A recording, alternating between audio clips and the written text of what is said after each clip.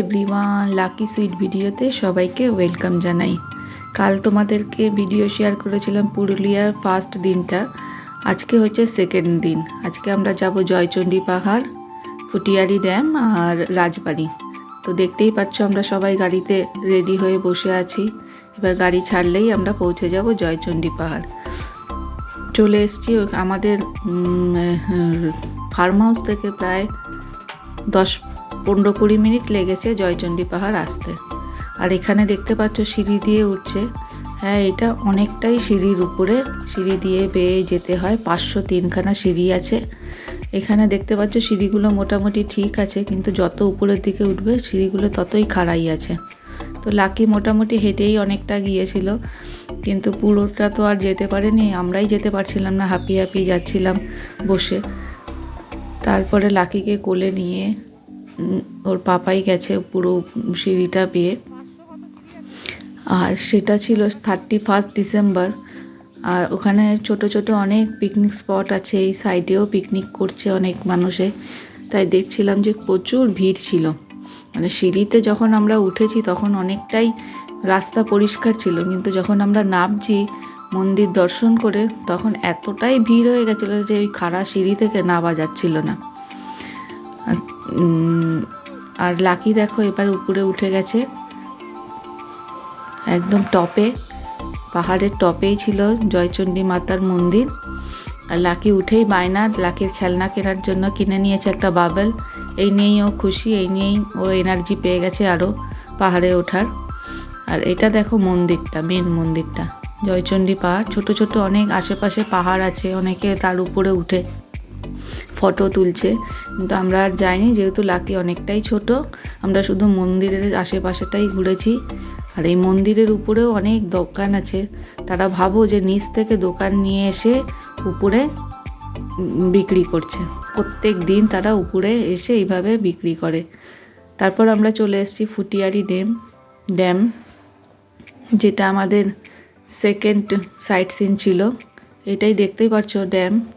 এই ড্যামে জলটা ধরে রাখে, তারপরে এই জল ছাড়া হয় এরকমই শুনেছিলাম। আর লাকিকে দেখেছো, একটার পর একটা বায়না। ওইখানে হয়ে গেল বাবল, এখানে নিয়ে নিয়েছে আইসক্রিম। আর আমার দিদি তো ওকে সামলাতে সামলাতে পুরো ট্যুরটা ঘুরে নিল, লাকিকে দেখতে দেখতে কোথায় যাচ্ছে, কি করছে, কোথায় পড়ছে। আমি বেশ বিন্দাস ঘুরে ফিরে বেরিয়েছি।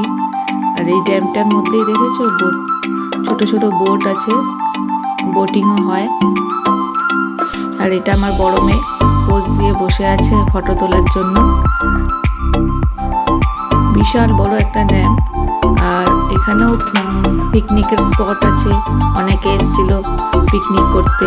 আর দিনটাই ছিল এমন স্পেশাল দিন 31, যে সবাই এসছে পিকনিক করতে আশেপাশে থেকে, যারা কাছাকাছি থাকে বাইকেও এসছে। আর এইখানে দেখো কাঠের জিনিসের হাতের কাজ ওরা করে বিক্রি করছে। আর ওই থালাগুলো পাথরের থালা, তার উপরেই ডিজাইন করা আছে।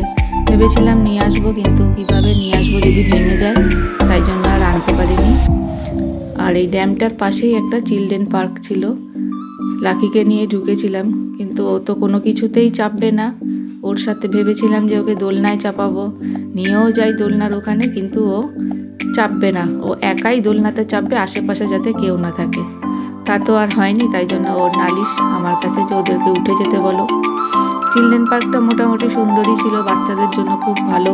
বাচ্চারা এখানে, যেহেতু এখানে পিকনিক স্পট, তাই হয়তো এই পার্কটা আছে।